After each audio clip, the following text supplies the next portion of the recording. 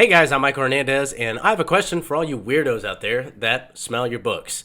Do you prefer the smell of a brand new book, fresh out of the bookstore, or a really old book that's 50, 60, 70, 80 years old and has old yellowed pages that are kind of crinkled and torn and is barely held together by the spine?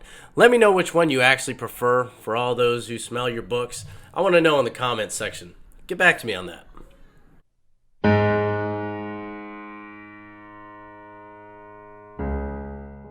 Welcome to Rumble Book Club, the show where a normal guy like me can talk about interesting books I've read, old and new, good and bad. So if you like this show, you like the books we talk about, and makes you want to go out and get these books and read them yourself, go ahead and follow me. I'm on Rumble, I'm on Parler, and I have some select videos on YouTube. Follow me, subscribe, watch the videos, and more importantly, talk about them, share them. Comment below and let your friends know about the channel, and we'll all join this book club together and sit by the fire and read some awesome books. Before we get started, I do want to talk about our charity focus for today, and today's charity focus is Little Sisters of the Poor. So God blesses each and every person with human dignity. I truly believe that.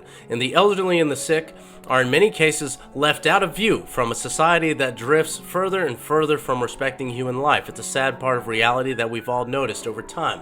The Little Sisters of the Poor has made it their mission to provide love, care, and community for the sick elderly of every race, religion, and nation. So they're located in over 30 countries. The Little Sisters have spread the love of Christ to homes all over the world. So if you want to give to this organization and you want to help those elderly people that really don't have anyone to be there for them, to be their family, many of these people are completely alone in this world, and with this past year of the pandemic, their situation has been even more bleak. If you want to help contribute and provide care and support for them, you can contact your local chapter on the littlesistersofthepoor.org. That is the littlesistersofthepoor.org. All right, so today we're going to be taking a look at one of my favorite books of all time. It has to do with being a parent, raising kids, and as a father of four, it's definitely come in handy. So today we're going to be taking a look at Making the Terrible Twos Terrific by John Rosemond. So John Rosemond is a clinical psychologist in North Carolina. He's had one of the longest running syndicated columns on parenting in American history. He had a radio show. I don't know if it's still going right now, but it's called Because I Said So. And he's done videos for the organization Focus on the Family and PragerU. Now, this book particularly covers child raising. It's a child raising guide for the toddler stage of your child's life. So as they exit that baby stage of birth all the way up to, give or take, about 18 months to 2 years, they start entering a whole new phase of growing up. And this book primarily covers how you initiate that and really set the tone for the actual child rearing part of you being a parent. So let's get into our 3-step critique of the book. We're going to take a look at the aesthetics. So as far as the aesthetics go, it's got pretty simple text. You've got your title, author, little tiny script on the bottom, but not too crazy. I'm not a fan of this kind of creepy looking child with the big bug eyes. I get it's a children's book. It helps to have a cartoon on the cover. It helps to have big colorful things. I'm not a fan. I'm kind of boring and like that. I just like kind of really simple books. But hey, with the colors and whatnot, it'll definitely pop off the shelf. It should be pretty easy to find. So I'll give it a little bit of credit and give it a semi-strong 7 out of 10. Now, looking at the readability, John Rosemond is a great teacher, and you really see that in this book. He's really good at explaining things to people when the concepts are relatively new. So he understands his audience is a bunch of people that probably have never even heard of these traditional classic ideas of raising children. They've been brought up in this new age psychology of parenting, which, as we can see, has been a total disaster.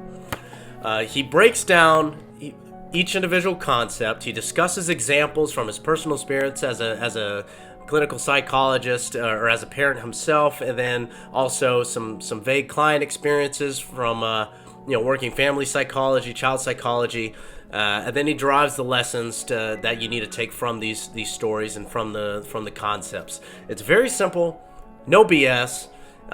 He has a really he has a dry sense of humor, but I really like it. I find it kind of hilarious. It really is. It's very conversational in its tone, and it makes it a much easier read. As far as the physical aspects of the book, you see cream-colored pages, very clear font, paragraph breaks. You don't see walls of text, so that makes it easy on the eyes and the brain. So as far as readability goes, it's a strong 10 out of 10. Now, looking at the content. Terrific. It is great. So it really gets into the fact that 2 is where that major change in a child's life happens. So you're no longer focusing on your child's needs 100%. That's no longer...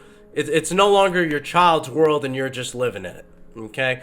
When they're an infant, they can't really do anything. You can't really have any expectations of them, so you really are catering to every single need. They are essentially the king of the universe in that moment, from birth to about 18 months. Once they hit 18 months to 2 years, at that point, you have to start forming your child into a moral, well-adjusted, socially adept individual that can join society productively by the time he exits childhood. This is where that journey begins, and it's crucial that you start now, because what they're used to by the time they hit 2 years old, they're used to being catered hand and foot. They're not used to hearing the word no. They're not used to having to do things for themselves. They're not used to having any autonomy. But what he really stresses is a child eventually finds fulfillment and happiness in that autonomy. The purpose of these parenting strategies at this age is to create a framework for how that autonomy is used as a child. Are they going to use that autonomy with responsibility? Are they going to build that framework of having responsibility with that freedom? Or are they going to be all expectation and freedom combined with no responsibilities? This is where you set that tone. So what he really underlines in this book is that how you carry yourself as the parent whenever you talk to your child, whether you're setting rules, telling them no, or just talking to them in general, how you carry yourself will determine most of your child's willingness to follow you over time. If your child looks at you and everything you say with confidence, you say with good, strong body language, you're not crouching down to his level, getting your voice up high, sport. You're not doing any of that crap. You're saying, hey, Jim, I need you to pick up your toys. Or, hey, Stacy, it's time to pick up your toys. Take your blocks, put them in the basket.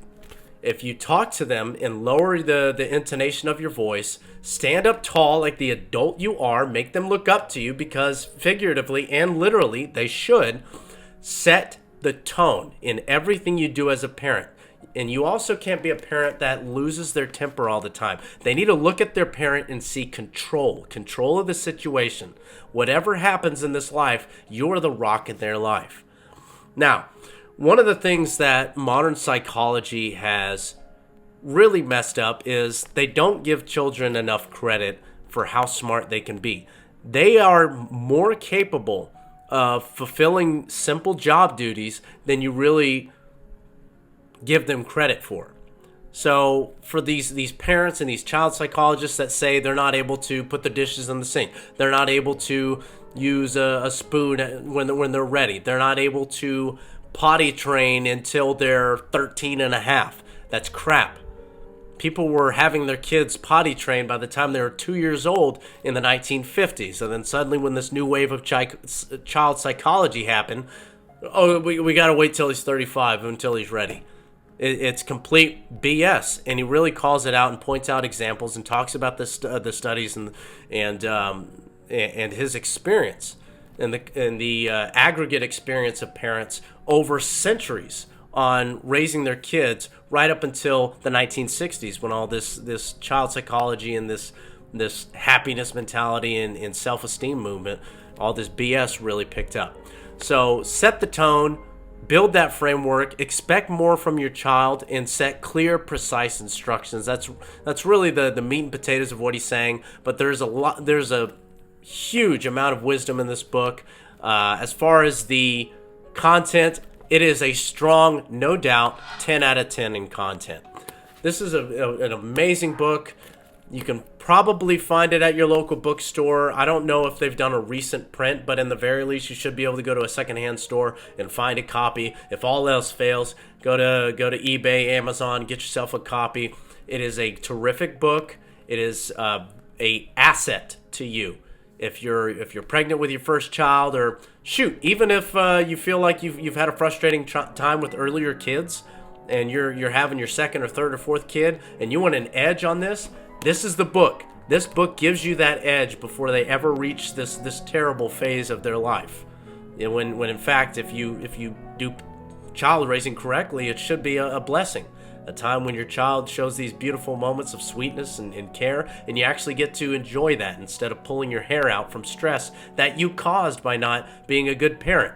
So it's a great tool. I highly recommend it for all parents or soon-to-be parents. Go out and get yourself a copy. The book is Making the Terrible Twos Terrific by John Rosemond. Thanks for tuning in, everybody, and go read something.